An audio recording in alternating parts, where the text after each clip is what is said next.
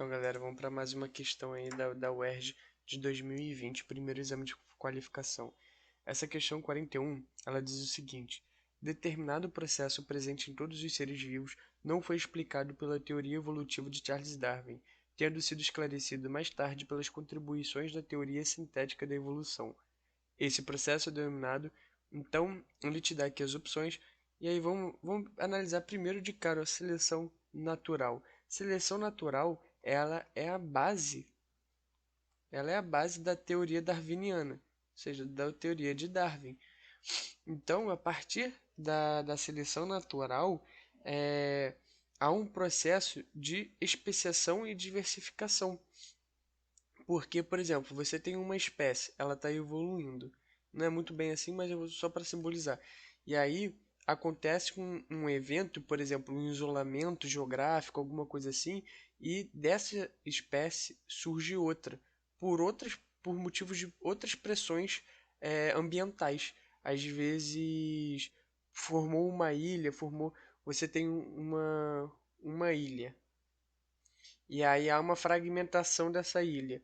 Só que de um lado tem mais água, por exemplo, tem muita água.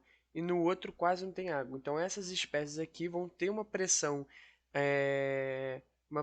seletiva natural, na qual os seres vivos que estão mais adaptados a, em ambientes mais secos vão sobreviver. E esses aqui não. Esses aqui, como tem muita água, não vai haver essa pressão, essa mesma pressão. Vai haver outras pressões. Por exemplo, os seres vivos mais adaptados a ambientes úmidos vão sobreviver. Então, a partir desse isolamento geográfico, por exemplo, a partir dessa vai haver uma seleção natural nos dois locais, né? Sempre há seleção natural. A seleção natural sempre está em ativa no meio ambiente. E aí, mas a partir da seleção natural vai ocorrer uma diversificação, porque, por exemplo, esse aqui vai ser seres vivos mais aptos a ambiente seco, por exemplo. Então, desse lado vai ter seres vivos mais adaptados ao ambiente seco.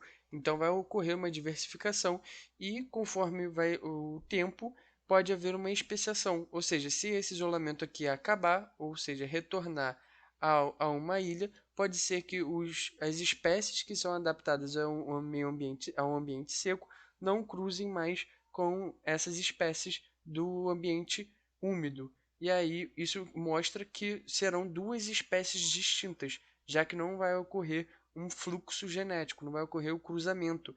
Ou se ocorrer o cruzamento, o descendente não vai ser fértil. Então, a partir da seleção natural, vai ocorrer uma especiação, ou seja, uma diversificação.